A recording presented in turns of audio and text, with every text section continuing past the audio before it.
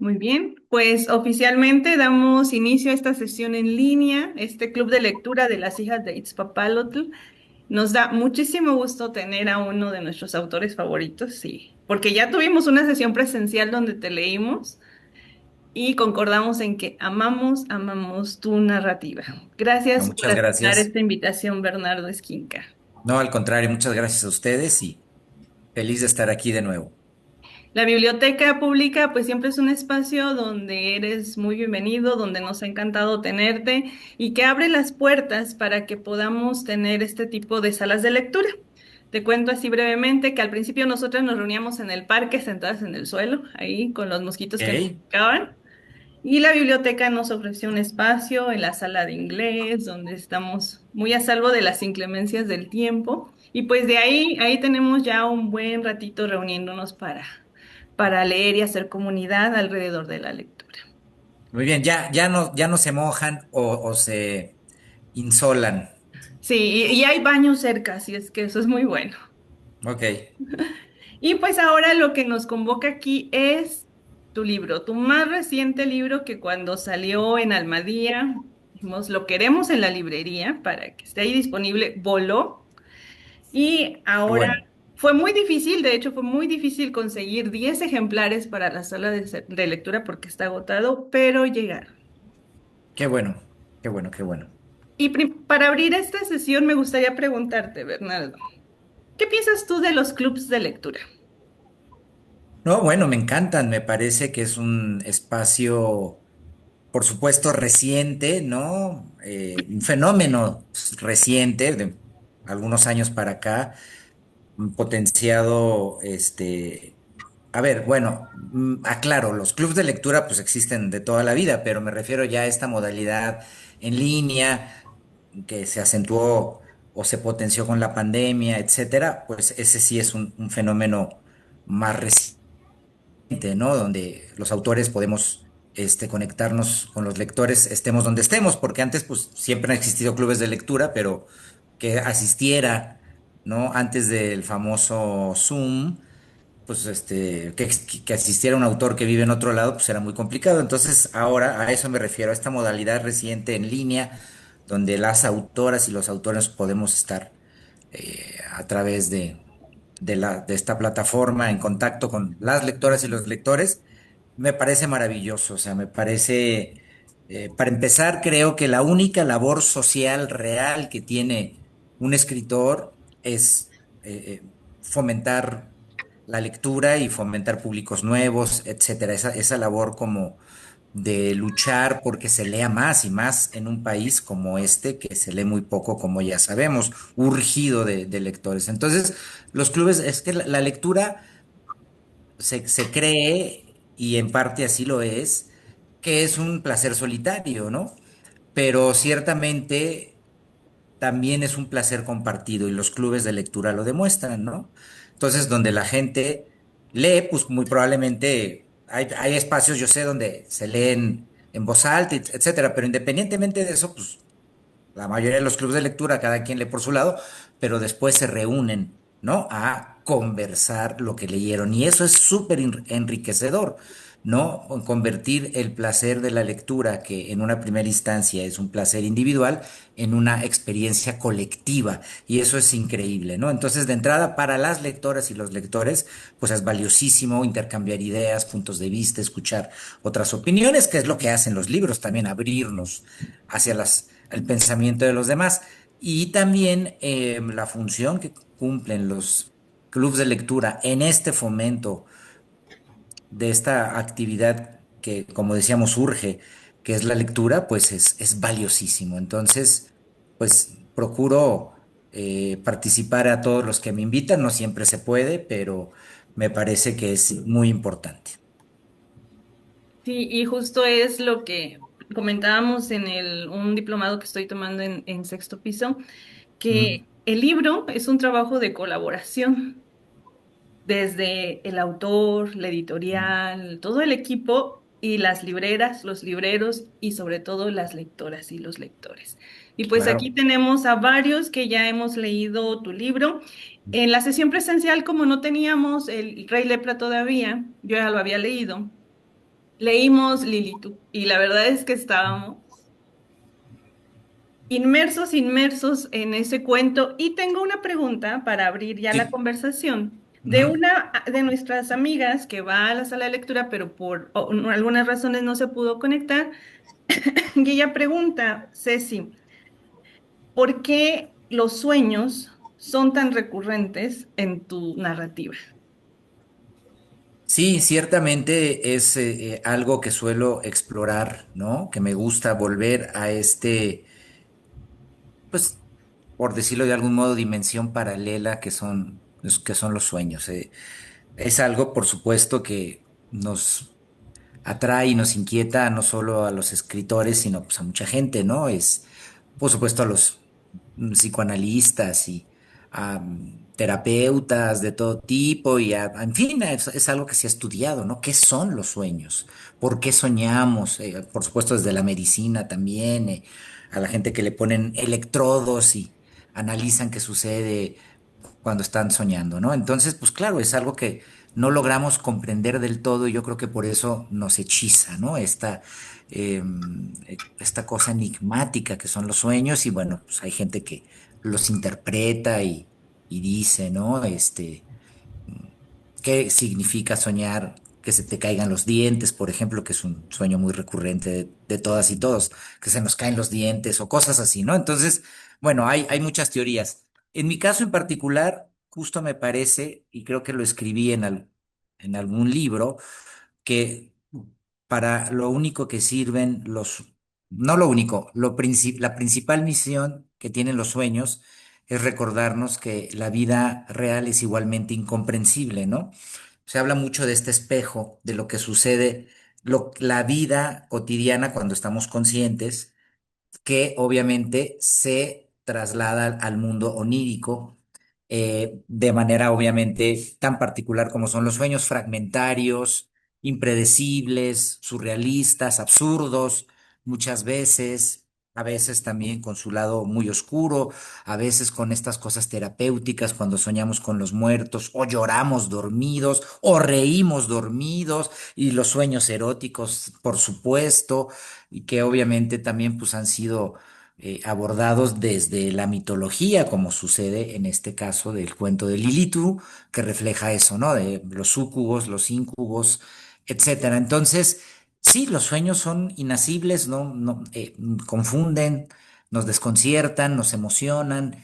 Y siguen siendo ese gran misterio. Entonces, bueno, pues para un escritor como yo, muy ligado a lo extraño, a las otras posibilidades de la realidad, los sueños es un campo muy fértil para mover ahí a mis personajes y justo, ¿no? Como dicen los dos epígrafes de ese cuento, ¿no? Uno de Edgar Allan Poe y otro de esta película que es La última ola de Peter Weir, pues es eso, ¿no? Los sueños son la sombra de algo real y es ese resabio que queda, o como decía Edgar, un sueño dentro de un sueño. Entonces, es como un territorio ideal para explorar. Ahora, por ejemplo, en las películas, yo que veo muchas películas de terror por razones obvias, sí me choca la típica escena, creo que eso ya está muy quemado, donde te hacen creer que algo le está pasando al protagonista y ya lo acuchillaron y ¡pum! Se despierta y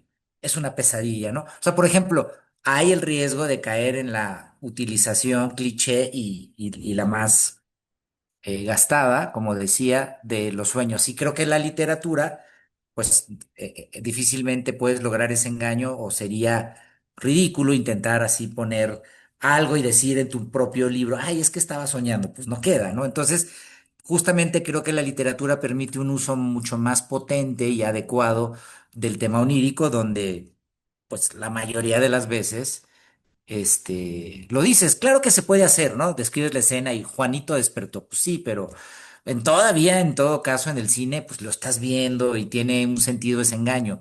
Pero la mayoría de los sueños, pues la mayoría de los escritores te lo dicen desde el primer momento. Se durmió y entonces empezó a soñar y entonces ya entras como sin engaños, de manera directa a ese mundo onírico y creo que es más fácil sumergirte en el mundo onírico, porque si pensamos en esto que yo menciono, de el cine, que te lo pone como algo real y pum, después te dice que fue una pesadilla y se despierta en su cama el protagonista, ni siquiera te da tiempo de sumergirte en el mundo de los sueños. La literatura, al ser más honesta a ese respecto, la mayoría, digo, insisto, no todos, te dice desde el principio, Juanito se durmió y empezó a soñar que estaba en el Titanic y que era el capitán del Titanic, qué sé yo, y que y el Titanic estaba lleno de muertos vivientes, y en fin, ya por ahí. Y entonces ya sabes que estás entrando a este mundo y entonces te rindes a él y lo exploras junto con la pluma del autor. Entonces, pues eso, ¿no? Creo, eso respecto a los sueños. Muchas gracias. Ahora ya tenemos ahí la respuesta y ya lo verás, Ceci, cuando esté en la página de la biblioteca pública. Muy bien, saludos a Ceci. ¿Alguien tiene alguna duda, un comentario, una pregunta sobre lo que fue leer Rey Lepra? Algunos de los que están aquí ya tienen el libro y pues esta es su oportunidad.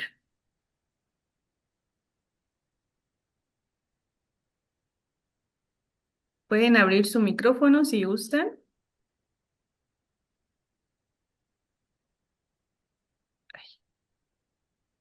o pueden levantar su manita como gusten. Porque yo aquí tengo varias preguntas que igual se plantearon en la sala de lectura presencial y, por ejemplo, estaba leyendo un poco sobre ti para platicar con los asistentes a la sala de lectura y hablas de la fricción para reponerse de la realidad. Tus Ujú. cuentos, la verdad, son perturbadoramente deliciosos, podría decirlo, porque nos tienen así clavados, clavados de principio a fin. ¿Cómo es escribir así para reponerse de la realidad? Claro, porque pues quizá mis cuentos pueden perturbar, como tú dices, o inquietar, pero al final del día, pues tú puedes cerrar el libro y ya sabes que eso es una ficción y sigues con tu cotidianidad, ¿no? A diferencia del terror de la vida real, en el que, pues, cuando nos enfrentamos a una situación complicada, atemorizante, etcétera, pues uno sabe que es la realidad y ahí sí se experimenta, pues de manera que nos pone al borde de nuestra cordura y de nuestras reacciones y de nuestra capacidad de enfrentar situaciones extremas, ¿no? Entonces, esta idea, que no es mía, sino de Stephen King, ¿no?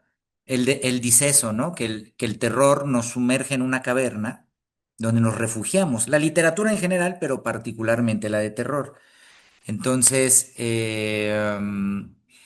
nos refugiamos en esa caverna donde lamemos nuestras heridas para salir fortalecidos a enfrentar el terror de la vida real. O por poner un ejemplo actual, bueno, pues el mundo en el que estamos en guerra y de pronto prendes las noticias y pues a Trump ya se le ocurrió bombardear un nuevo país, etcétera. Entonces, esas son situaciones que de verdad pues nos ponen los pelos de punta, ¿no? Entonces, pero el terror nos refugia. ¿Por qué? Porque ahí vamos a leer una mirada diferente del mundo que nos rodea y que nos ayuda justamente con esa mirada oblicua del terror, de lo fantástico, de lo sobrenatural. No es la mirada de la realidad, aunque se esté refiriendo al mundo real con esta mirada sobrenatural.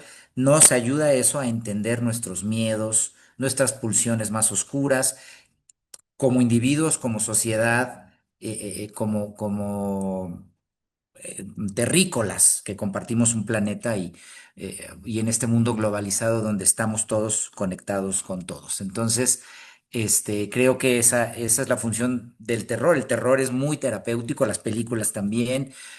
Conectarnos con ese pequeño hombre de las cavernas o mujer de las cavernas, los homínidos, que ellos fueron los primeros en experimentar el miedo como una alerta que protege, ¿no? Contra los peligros, de la misma manera que el miedo, digo, el hambre es una alerta que nos ayuda a sobrevivir. Si no sintiéramos hambre, moriríamos de inanición. Lo mismo es el miedo, si no sintiéramos miedo, probablemente ya nos hubiéramos extinguido como especie. Entonces, esa es la idea del terror. El terror siempre será muy siniestra, sí, pero una caricia a fin de cuentas, como la caricia del ala de un murciélago.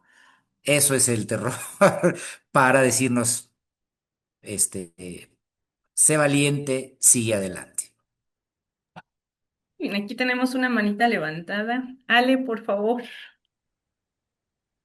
Hola, gracias. Buenas tardes. Hola, Hola Bernardo. Pues bueno, la verdad es que soy muy fan de todas tus obras. gracias Eh, Alejandra. y no, pues gracias a ti. Y pues bueno, yo tengo dos preguntas. Pues estoy un poquito ronca. No te Pero preocupes. bueno, la primera es, em, ah, justo leyendo toda tu obra, pues prácticamente todos, o bueno, muchos de los escenarios principales son pues la Ciudad de México. Y aquí cambia radicalmente, bueno, al inicio Ujú, a Sudáfrica.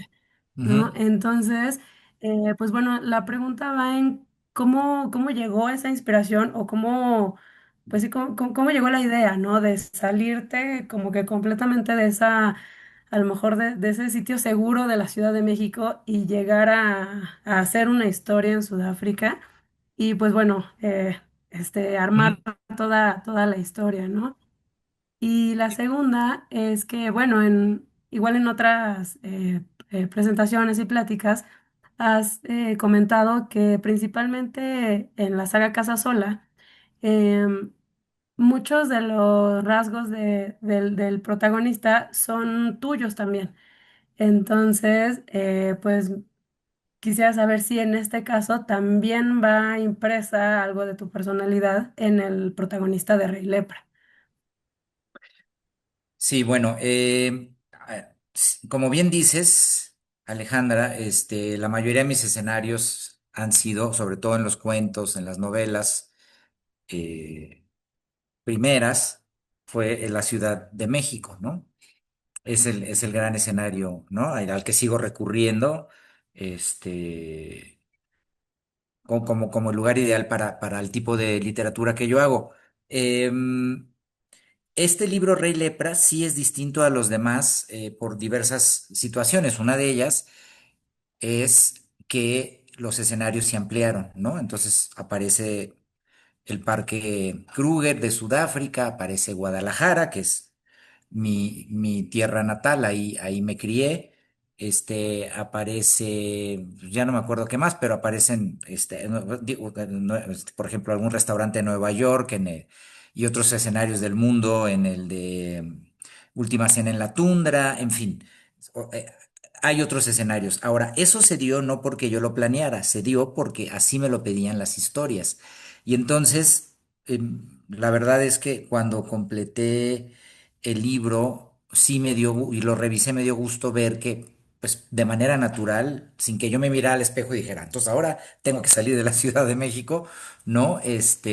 Se dio de manera natural. En el libro anterior, Rey Lepra, que Denise mostró, ningún cuento ocurre en ninguna parte específica del mundo. Y eso sí fue adrede. Dije, esta vez quiero que todos los cuentos ocurran en cualquier parte del mundo. Entonces no hay ninguna ciudad nombrada. Eso se fue adrede, pero acá, como les decía en Rey Lepra, se dio de manera natural.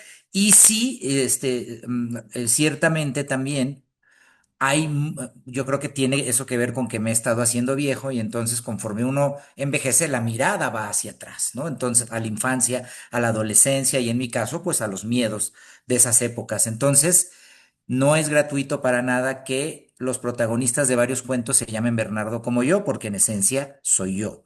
Mucho más que en la saga Casasola. En la saga Casasola, pues es mi alter ego. Casasola se parece a mí en muchos sentidos, pero está pasado por muchos tamices de ficción porque mi vida es aburrida como la de todos los escritores y yo tenía que hacer la vida de Casasola emocionante. Acá, muchas cosas sí son que me pasaron en la vida real y obviamente transformadas pues por la mirada de la ficción y de lo sobrenatural y etcétera, pero sí hay muchas anécdotas reales,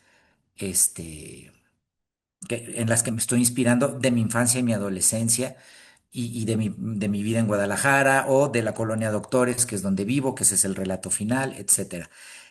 En concreto, el relato de Última Cena, no, el primero, que es El hambre de nuestros dioses, surgió porque tengo un amigo que justamente se llama Milton, como el protagonista de este relato, que también es periodista, y él fue hace unos años de luna de miel justamente al Parque Kruger. Entonces un día nos vimos para cenar y que me contara sus aventuras y me contó toda su experiencia en el Parque Kruger, en concreto una historia que contó el guía justamente en una fogata, en la noche, donde un vehículo desapareció y nunca encontraron nada, ni a los tripulantes, o sea, dentro del parque, nunca encontraron ni a los tripulantes ni al vehículo, como si se hubiera esfumado. Entonces, pues me parecía que era una gran anécdota para contar y entonces yo ya me puse afortunadamente hoy, pues con entrar a YouTube uno puede ver muchas cosas, entonces vi videos del Parque Kruger, noticias del Parque Kruger, vi que había, luego todo se va armando, ¿no? De manera muy orgánica, pero a la vez, como si no fuera casualidad, ¿no? Entonces, pues vi las noticias del robo no, esto que sale en el relato del tráfico, pues de marfil, de los elefantes, de los rinocerontes, de los mismos ladrones o traficantes que han sido atacados por animales. Me puse a investigar la mitología de esa zona, di con la mitología de los bantúes, salió lo de este ogro, entonces pues ya, dije, ya, pues ya que o sea, ya es como cuando te dan un pase a gol y ya nomás tienes que rematar, ¿no? Sí, entonces, pues me encantó, me gusta mucho hacer cuentos así, donde mi imaginación encuentra espacio en cosas reales, en cosas que suceden, como el Parque Kruger, como estos robos, como estas mitologías, y ya poner ahí en juego toda pues mi mente retorcida, y también se dio de manera muy natural una crítica, yo soy vegetariano, pues sobre todo al mundo, a esta cuestión predatoria en la que estamos como especie dominante, como especie que se cree superior a las demás y que predamos todo el tiempo y estamos consumiendo los recursos en general de este planeta. No es que yo me lo propuse, pero sí hay, Mónica Ojeda justamente me tuve el gusto de que ella me presentara ahora en la fila en Guadalajara en diciembre este libro, y ella decía que era como un terror gourmet, que el que había que recorría varios cuentos del libro, y ciertamente son cuentos, todos los escribí a partir de que me volví vegetariano, o sea, este volumen, en 2017 me volví vegetariano. Pero no es mi intención predicar ni nada porque pues, hay muchos vegetarianos muy pesados y los veganos ni se digan. Entonces, simplemente se dio también de manera natural que esto, que ya llevo varios años siendo vegetariano, pues apareciera, ¿no? Sobre todo en este cuento, porque es verdad que yo vi, no diré nombres, pero en una feria del libro en Tepic, varios autores fueron a ver ballenas y después regresaron al restaurante de mariscos a atracarse de todos los animales que podían mientras hablaban de la maravilla que eran las ballenas. Y yo decía, qué ridículo, pues, ¿cómo? O sea, digo, a mí me lo parecía, pues, ¿cómo? O sea, ¿cómo puedes, admirar unos animales y acabar con otros? Pero bueno, en fin, lo explico por el razonamiento que llevó a que esto apareciera de manera natural a la hora que yo iba averiguando hacia dónde me llevaba este relato, que apareciera esto mismo al ser el protagonista un reportero de viajes. Entonces, bueno, pues le toca atestiguar varias cosas que él mismo ahí, en el libro este que está planeando, ¿no? Sobre que es una crítica al turismo de animales. Entonces, bueno, pues eso fue, pero todo fue porque a mi amigo Milton se le ocurrió casarse.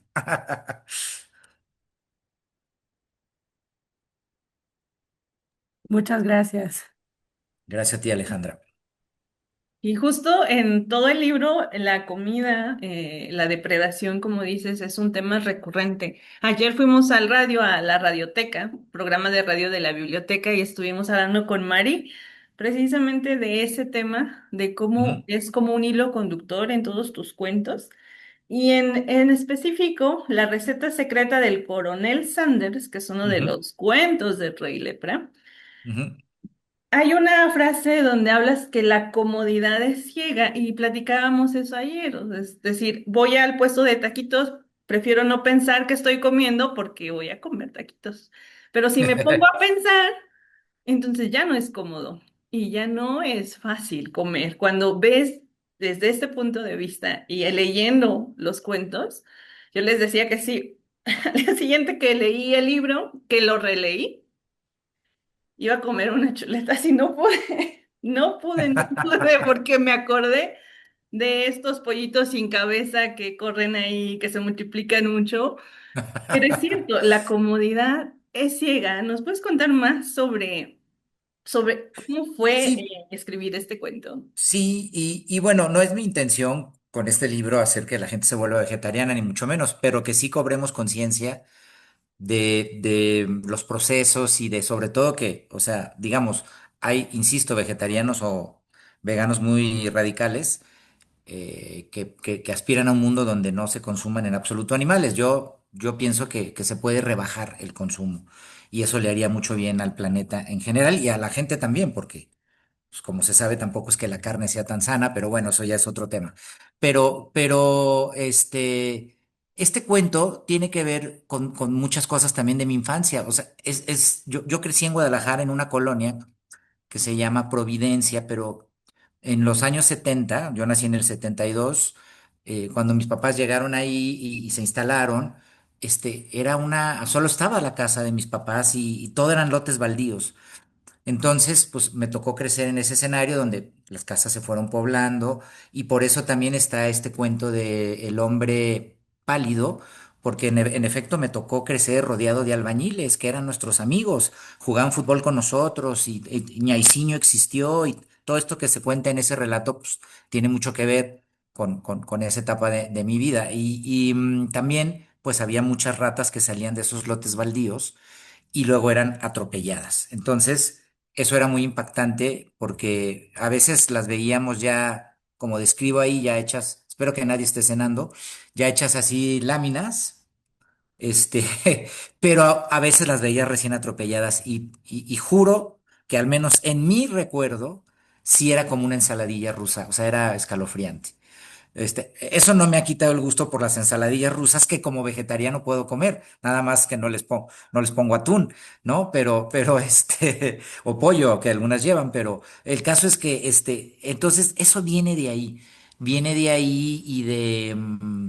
también, bueno, pues de estas epidemias que hemos tenido, o virus, ¿no? Las vacas locas, la gripe aviar, de estas cosas que han venido de los animales al consumir, ¿no? Que es diferente al COVID, que sí se dice que viene de un murciélago, pero bueno, dicen que alguien se lo comió, en fin. El caso es que también tiene que ver con estos miedos y con imaginar un futuro, ¿no? Donde justamente pasa esto, donde se tienen que hacer estos animales o estas mutaciones para alimentar, pero sobre todo también con el tema de las leyendas urbanas, pues yo crecí también en la década de los 80 donde pues ahora todo es viral por redes, pero antes no. Y entonces antes era esto de boca en boca y así se transmitían las historias urbanas. Yo crecí rodeado, yo creo que eso tiene mucho que ver con que me haya vuelto también escritor. Todo se contaba ya escuchaste lo que pasó, pero se contaba como si fuera verdad.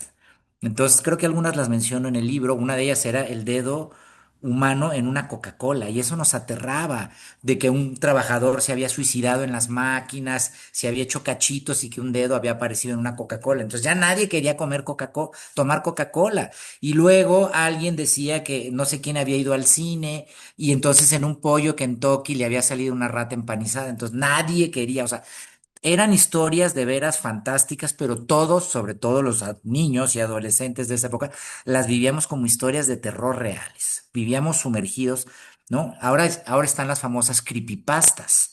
Ese fenómeno mutó a las redes y la gente escribe estas cosas y entiendo que es eso, pero antes era de boca en boca y era que cada historia, cada quien la contaba y la adornaba, que esa es la maravilla de la tradición oral. Y entonces, y entonces luego de una ciudad pasa a otra, y entonces cada vez va mutando y va convirtiéndose, va adaptándose. Es una maravilla, es el lenguaje vivo, las historias vivas. Entonces, tiene que ver mucho con eso. Y entonces, pues, en honor a las ratas que eran aplastadas en mi calle y a la leyenda urbana del pollo Kentucky, Ah, porque además también después, ya después, muchos años después, circulaba también la leyenda de que, porque el pollo Kentucky Fried Chicken, ya si se fijan, no se llama Kentucky Fried Chicken, solo se llama KFC. Y entonces la leyenda decía que como no son pollos, por eso prohibió como la salubridad en Estados Unidos que se llamen pollos, y se decía justamente, creo que lo menciono en el cuento, que eran estas pechugas así hiperdesarrolladas, sin cabeza, sin nada, así unas entidades. Entonces, pues, es alucinante eso, ¿no? Que la gente lo cuente y no como una broma, sino que no, no, no, ahí tienen un laboratorio y entonces unas pechugas así en sí mismas, ¿no? O sea, entidades extrañas. Y pues bueno, todo eso a mí me alucina y entonces, pues, de algún modo fue dándole forma a este relato. Y bueno, otra cosa. Lo de la comida también tiene que ver porque yo siempre he sido y sigo siendo muy tragón. Me encanta la comida y entonces, pues también en mis novelas y en en la saga Casasola que tú mencionaste, Denise, pues siempre están comiendo y siempre están ahí las cantinas y la bebida que también me gusta beber. Me refiero a alcohol. Entonces todo eso se refleja porque es parte de lo que a mí me parece. No, o sea, de que me parece interesante de la vida, comer y beber y charlar. Entonces, pues siempre está en mis novelas. Pero ahora, justamente en Rey Lepra, pues es una visión oscura de, de eso, de ese placer. Sí, la verdad es que leer ese cuento, La receta secreta del coronel Sanders, fue de mis favoritos y también El hambre de nuestros dioses, el tema que abarcas ahí de como turistas ser irrespetuosos con las culturas a donde vamos, es algo que Mm. pasamos también en todos lados y yo creo que en San Miguel mucho. Y la forma en la que Claro. lo abordas y esa justicia divina que llega al final.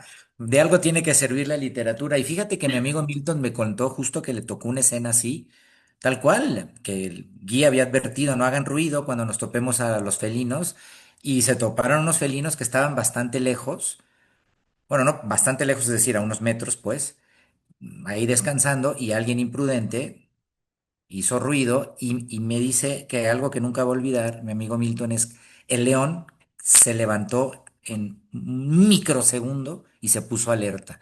Obviamente el chofer arrancó y vámonos, pero, o sea, en un segundo, de verdad, un animal de esa magnitud, un predador de esa magnitud, pues te puede hacer muchísimo daño y la gente no entiende, ¿no? O sea, no solo es el respeto a las culturas, etcétera, sino pues como que te pones tú en riesgo, ¿no? Por una tontería, por lograr un selfie para Instagram, ¿no? O sea, creo que todos lo hemos hecho, no en Sudáfrica, pero, ¿no? Que te quieres tomar algo y pasa un coche y tú, ay, casi me atropella por tomarte un selfie. O a cada rato vemos gente que, el influencer no sé qué, cayó de la torre, de no sé dónde por tomarse una selfie. O sea, eso hacemos. Por eso en las películas de terror nos parece inverosímil, ¿no? Que ya mataron a todos y está el asesino suelto en la casa y el último sobreviviente, en vez de salir corriendo, va y busca al asesino, ¿no? Pues sí lo hacemos en la vida real, sí lo hacemos, no es inverosímil. Sí, es genial ese cuento del hambre de nuestros dioses. Abre increíblemente el libro. Si alguien quiere participar, levante su manita y con gusto le damos la palabra. Mientras por ahí tengo otra pregunta. Sí. En la biblioteca se reúne el club, no solo las hijas de Itzpapalotl, también está el club de ciencia ficción. Y por ahí ayer en el programa de radio comentaban que el cuento El ojo que llora, la mano inmortal, los Mm. hizo hacer muchas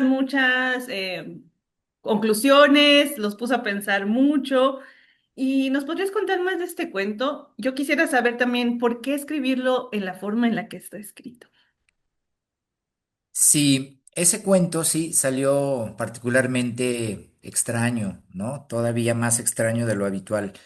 En parte tuvo que ver, en muy buena parte, porque yo estaba leyendo en ese momento o acababa de leer a Carmen María Machado, una escritora estadounidense de raíces latinas, que tiene este libro que se llama Su cuerpo y otras fiestas, que es un libro de cuentos verdaderamente alucinante. Si no lo conocen, Si no lo han leído, se los recomiendo mucho.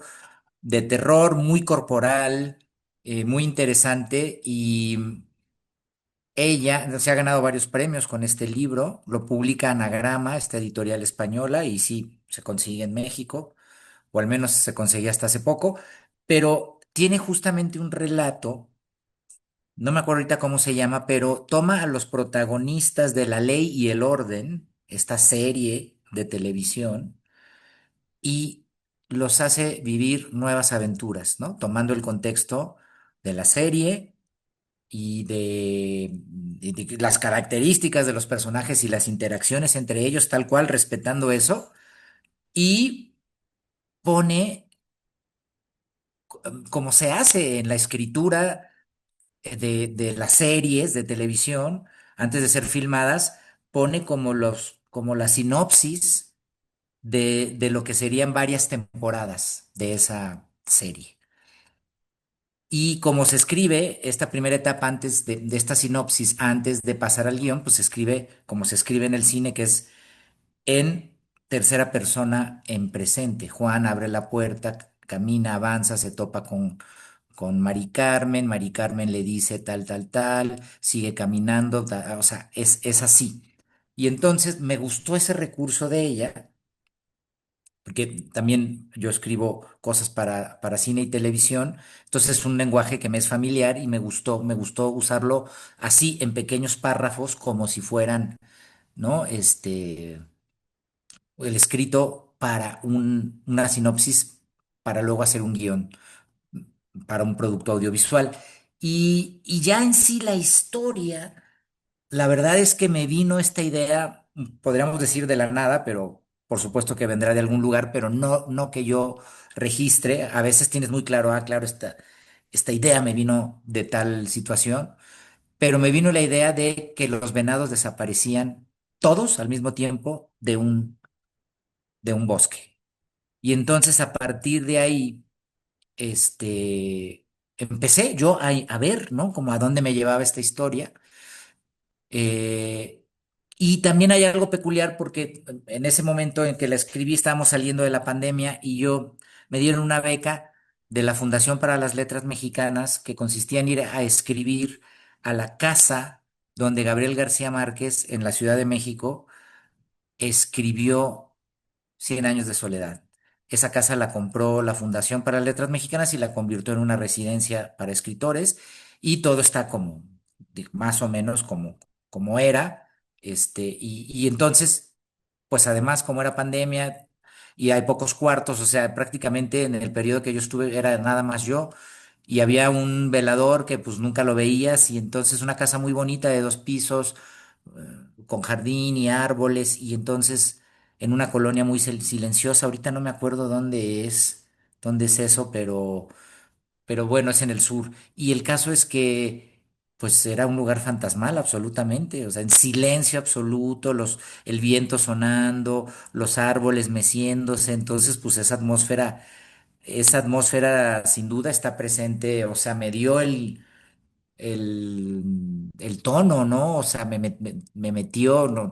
Si hubiera estado aquí, ¿no? Por ejemplo, que todo el tiempo están sonando ambulancias y motos y pues no me hubiera dado exactamente esa atmósfera, ¿no? Pero ahí al estar en ese silencio y no pasaba nada, no es que sintiera yo presencias ni nada, pero para una mente como la mía estar en una casa sola, una casa grande sola, y la casa sola y yo solo, pues sí te pone en un estado de ánimo. Entonces creo que eso está también presente, porque en esa beca escribí ese relato.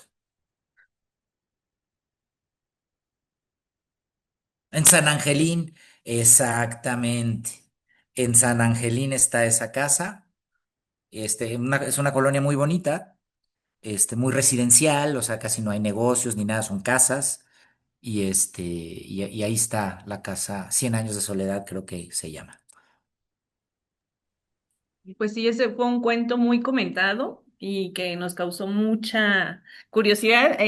Y al Club de Lectura de Ciencia Ficción ya lo leyó, que está en la Ah, muy antología bien. Cabezas en la Ventana, que también tenemos por Claro. aquí en la librería.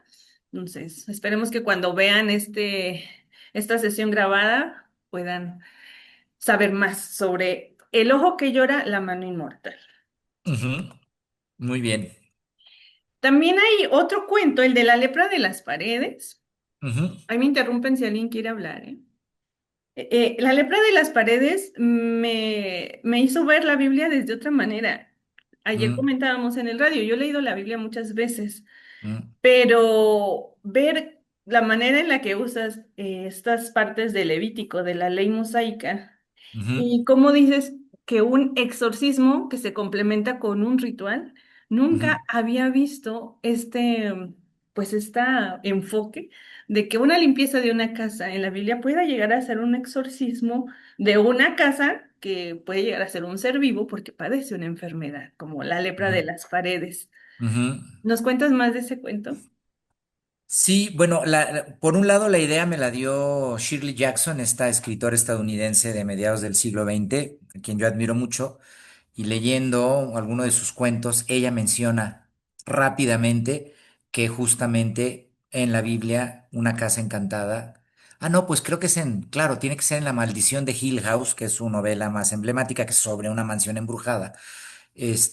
Ahí menciona que en la Biblia estaba esta mención de las casas embrujadas como que una casa podía estar poseída y que se le veía como si estuviera enferma de lepra y que se le tenía que hacer un exorcismo. Me pareció alucinante. Entonces eso lo usé para algo muy cercano a mí, porque yo, aunque me crié en Guadalajara, antes de vivir acá en Ciudad de México, venía mucho, porque la familia de mi mamá es de la Ciudad de México y yo venía con unos primos a pasar siempre los veranos a esa casa del Desierto de los Leones. Entonces, esa sí era una casa enorme, con muchísimos pisos y escaleras, así como la describo, tal cual.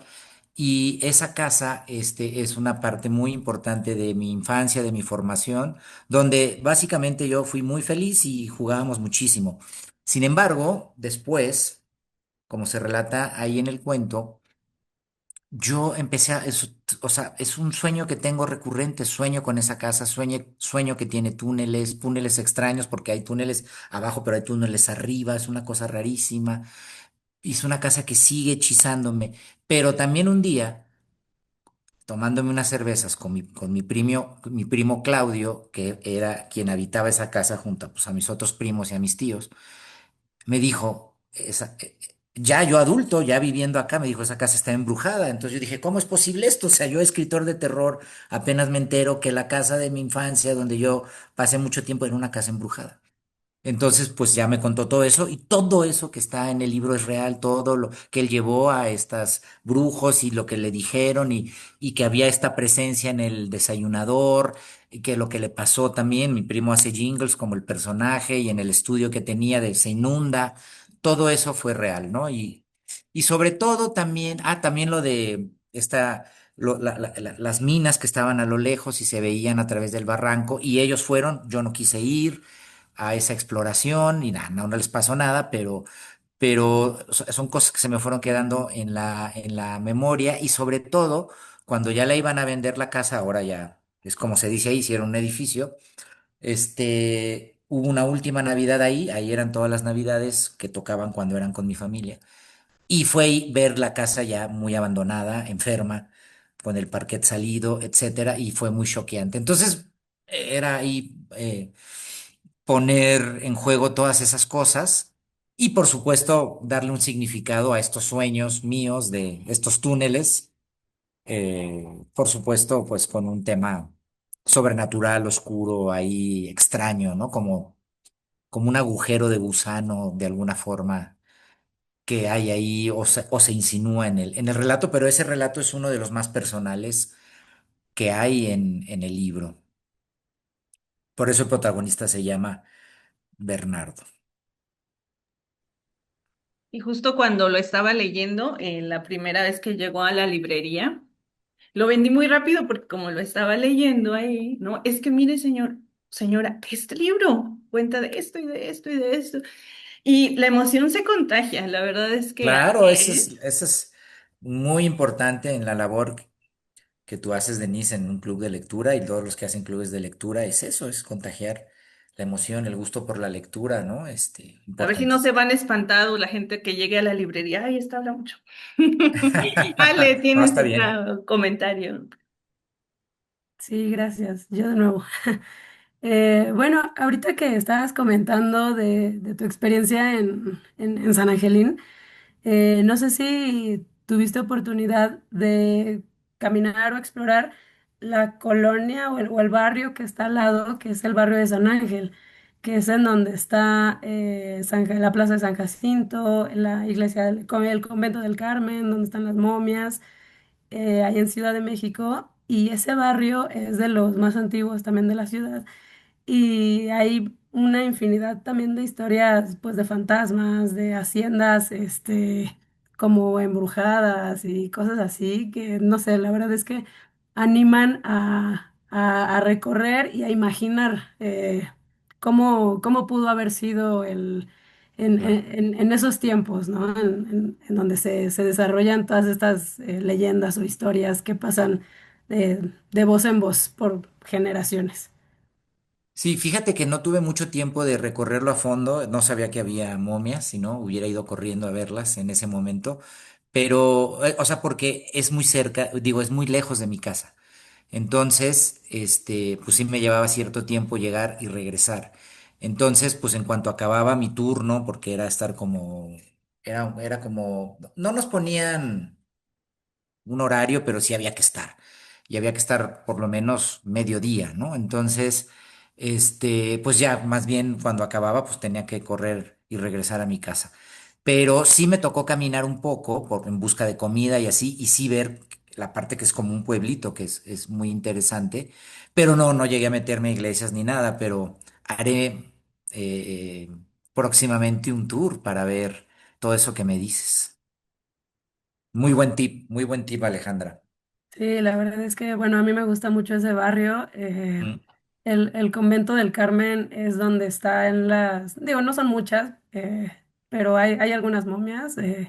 No sé, Y a lo están mejor exhibidas. exacto, este recuerdo que tú cuentas a lo mejor de niño con tus primos, Mm, en esta casa del Desierto de los Leones, ujú. a mí me recuerda igual a mi infancia y que a mí no me gustaba ir a la iglesia o las cuestiones religiosas, pero me gustaba ir a esa iglesia con mis abuelos porque estaban las momias.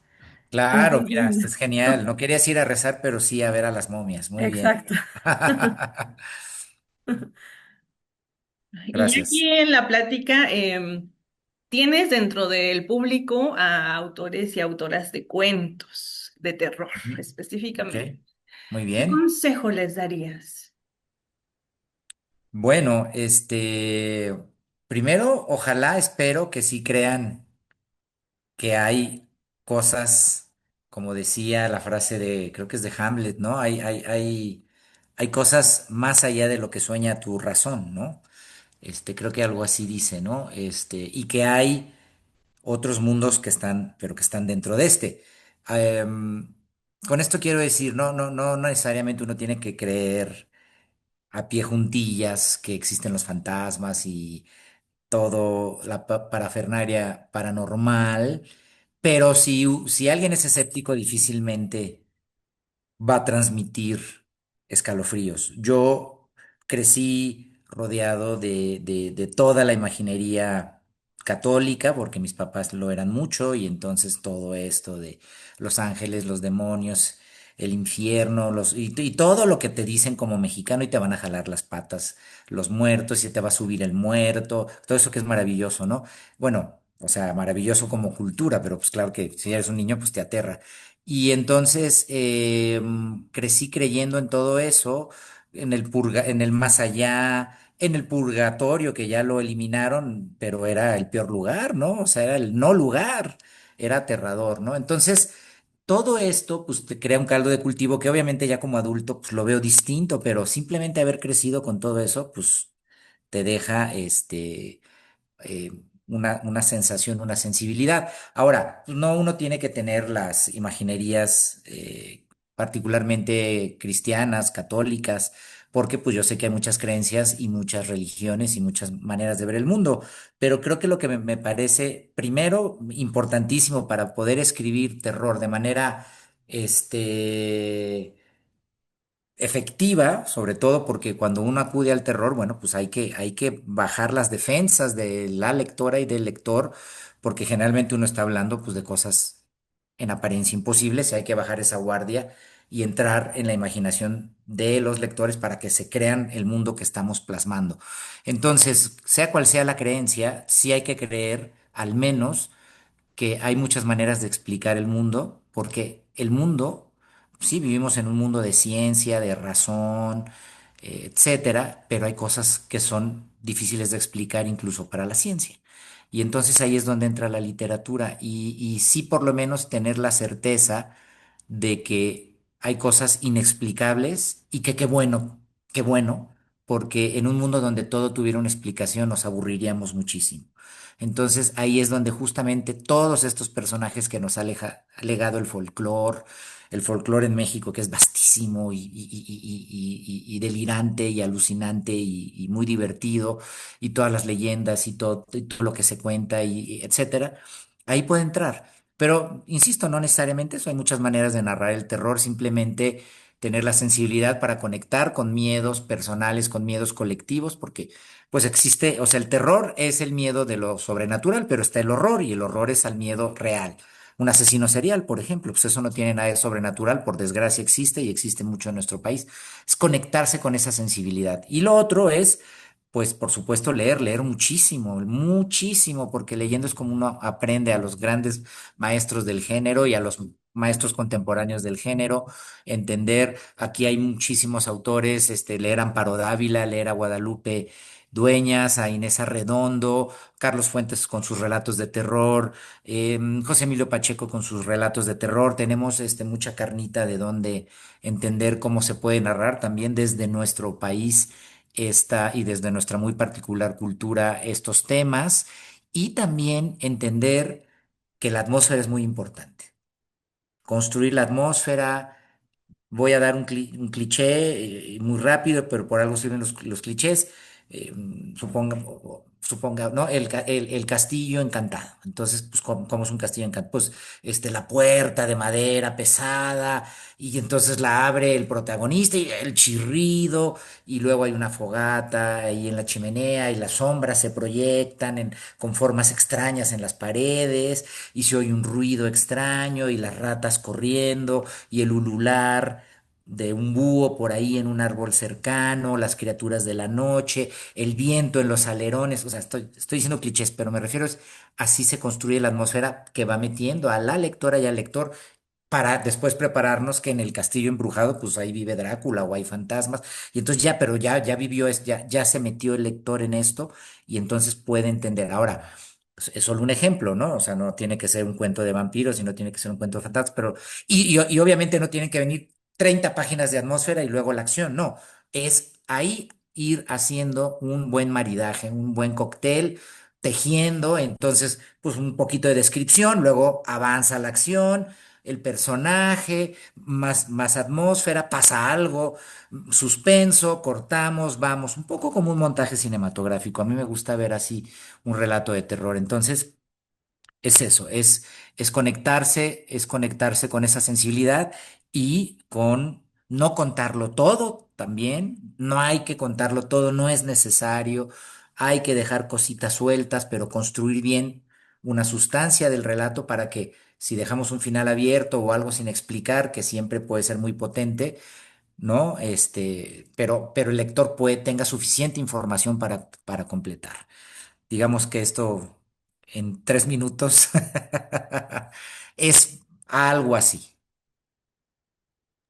Oh, pues muchas gracias por esos consejos. Sebas, ¿anotaste mucho? Y perdón, una cosa, como dicen, al último, pero no por ello menos importante, acudir mucho a los traumas personales. Siempre al sacar la experiencia personal.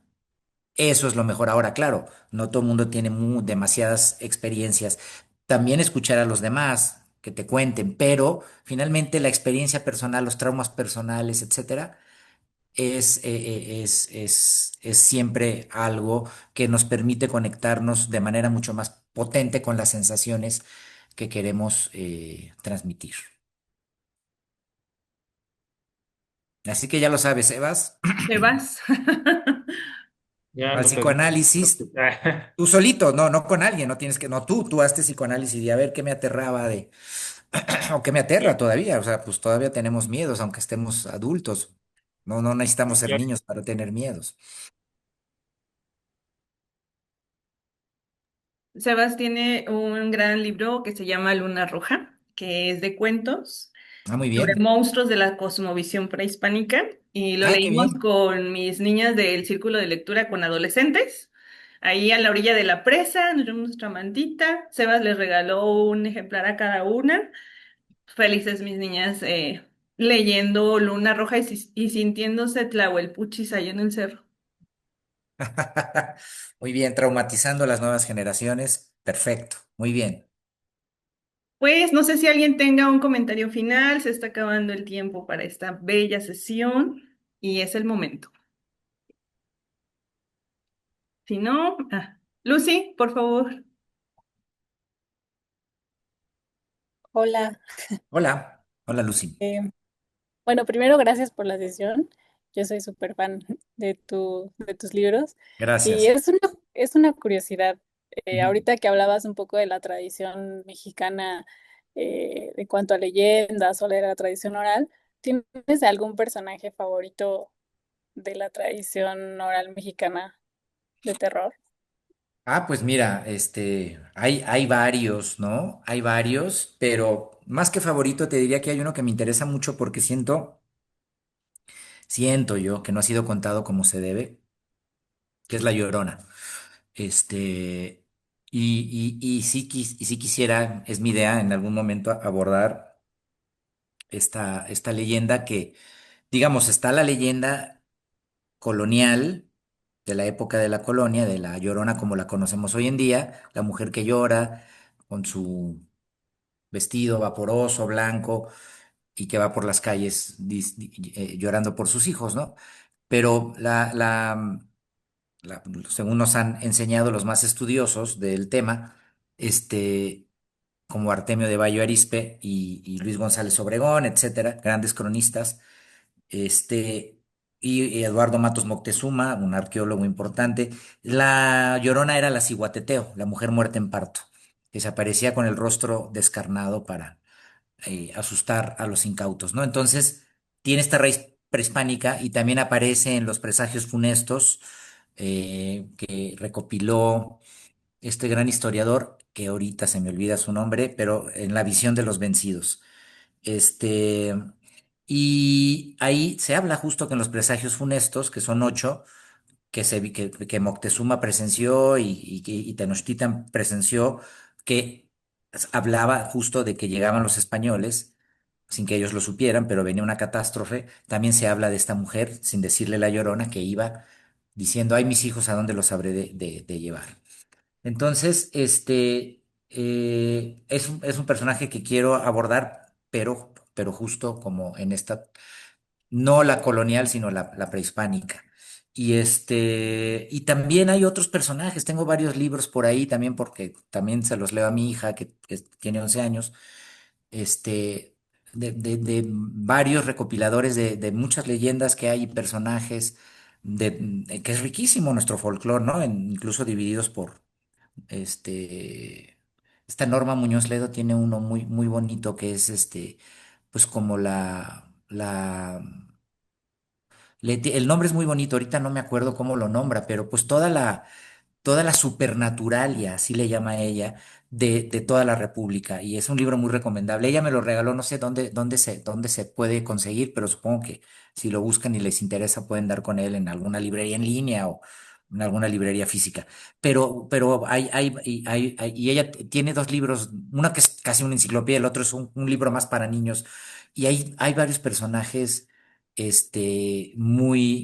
o por supuesto sale la Llorona, pero también sale, por ejemplo, la Ciguatlaco, que es la mujer, con rostro de caballo, que se le aparece a los borrachos. Entonces, primero piensan que es una mujer bonita y ya que se acercan, pues les saca tremendo susto con su cabeza de caballo, pero es para asustar a los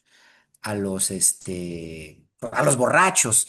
Y así hay varios personajes y hay una mujer, ahorita los nombres no me van a venir porque se lo leí a mi hija cuando era mucho más pequeña, pero hay una mujer que tiene los pies al revés. Y esa Ujú. mujer que tiene los pies al revés es aterradora porque además la idea tiene los pies al revés para que tú pienses que se está alejando cuando en realidad se está acercando a ti. Y así hay muchos personajes, muy interesantes, muy escalofriantes, incluso algunos que comen niños y así, pero bueno, te diría, pero me quedo con La Llorona. Ok, gracias.